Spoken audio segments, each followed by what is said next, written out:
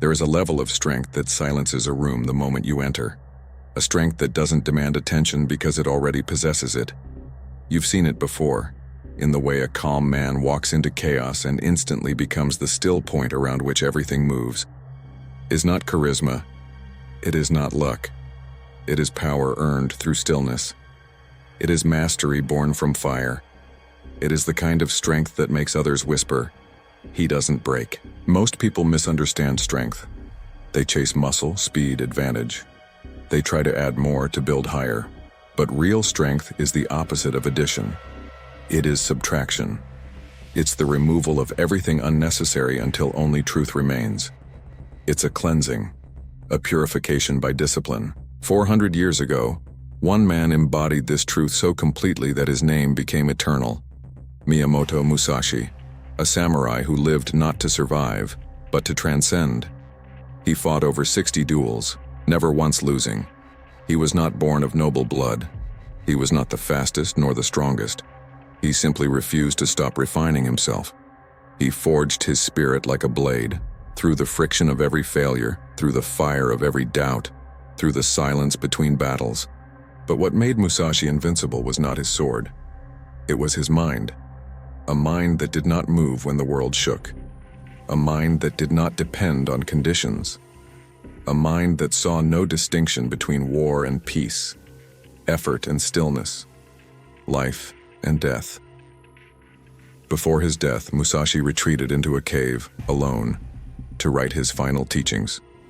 Gorin no Sho, the Book of Five Rings. It wasn't a manual on combat. It was a map of the human soul: earth, water, fire, wind, void. The five elements that govern not the battlefield, but the self. Each ring is not a lesson to learn, but a transformation to embody. The ring of earth, solidity. A foundation that cannot be moved by emotion or circumstance. The ring of water, adaptability. The ability to flow around obstacles without losing form. The ring of fire, controlled intensity. The disciplined flame that burns without consuming itself. The ring of wind, awareness. The perception that sees all things, including the self. And the ring of void, emptiness. The highest mastery where nothing remains but truth. Musashi's way is not a philosophy to admire. It's a path to live. It's a mirror that asks you, will you continue to live reacting to life, or will you forge yourself until your very being becomes unshakable? One man asked himself that question centuries later, though he didn't carry a sword. His name was Lucas. He was an engineer, a husband, a father, a man who wanted to be strong, but lived as a slave to comfort. He started diets he never finished, workouts he never maintained, promises he never kept. He lived in cycles of intention and surrender, like most people do. Until one day, his body rebelled. A panic attack during a presentation. His breath vanished. His heart raced. His vision blurred. The doctor told him, "Your body is fighting ghosts. You're not weak. You're untrained." That night, desperate for something real, Lucas discovered Musashi. And everything changed. The first lesson he learned was the principle of elimination. Musashi taught, depend on no weapon. Have no preference. True strength doesn't rely on perfect conditions. If you can only train when it's quiet, your discipline is weak. If you can only focus when inspired, your focus is fragile. If your peace depends on comfort, it will shatter the moment discomfort arrives. So Lucas began to eliminate everything unnecessary. He stopped waiting for motivation. He stopped negotiating with himself. 20 push-ups, every day. No gym, no excuses, no negotiation. Rain or exhaustion didn't matter. The practice itself was the victory. Most people look for freedom by removing discipline. Musashi found freedom through discipline. Every choice made his mind sharper, his will quieter, his focus deeper. What you repeat becomes who you are. After weeks of training, something subtle began to change. His body grew stronger, but more importantly, his inner voice changed tone. The excuses got quieter. The complaining weakened.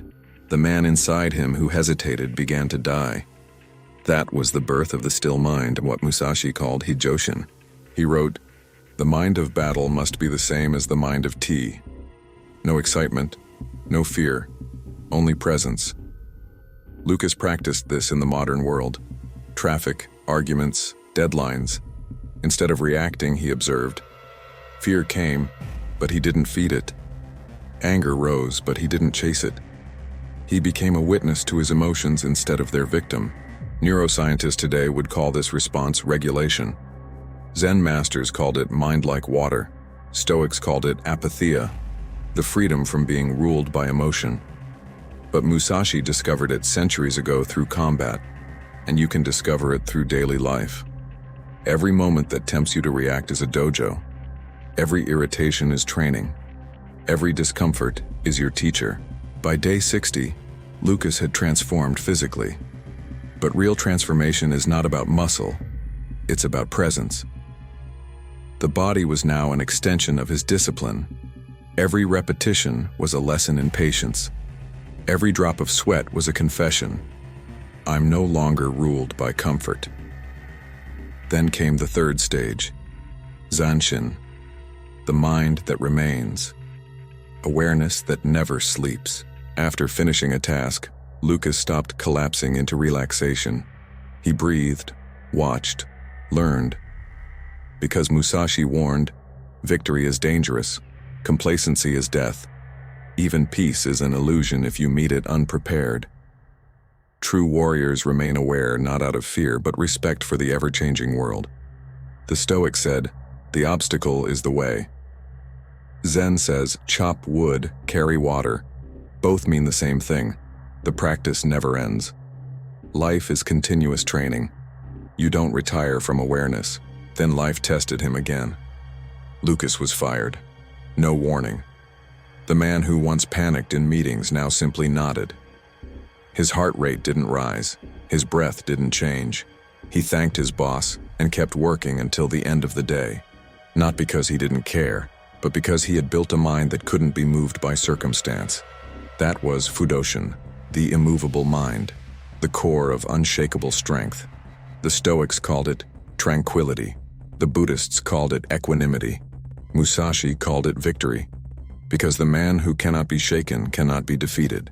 Within weeks, Lucas had new offers. Better pay, more respect. But he no longer sought validation.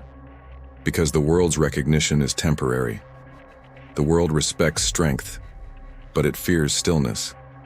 That fear is proof you're on the right path.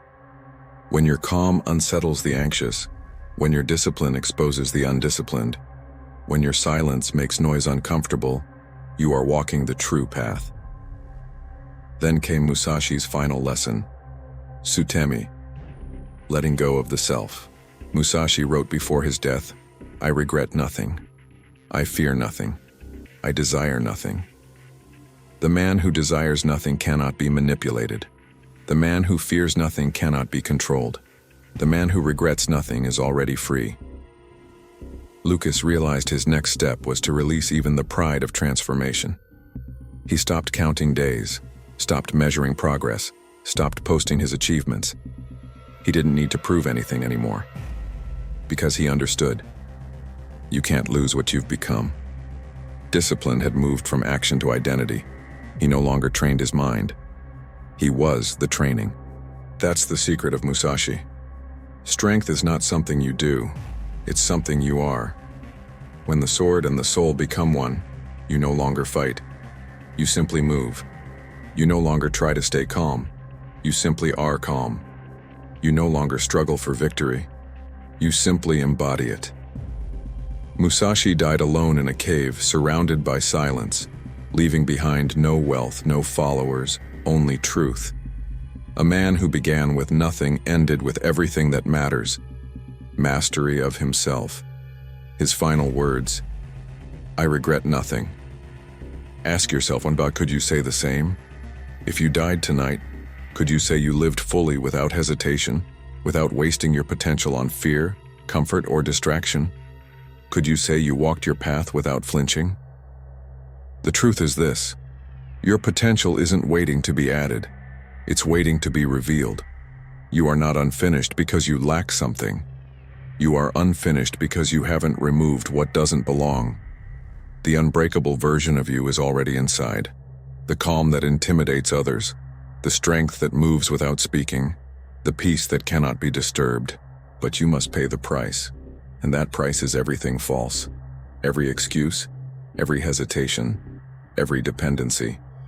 This is the way of Musashi, the path of elimination, not addition, of simplicity, not spectacle, of mastery, not performance.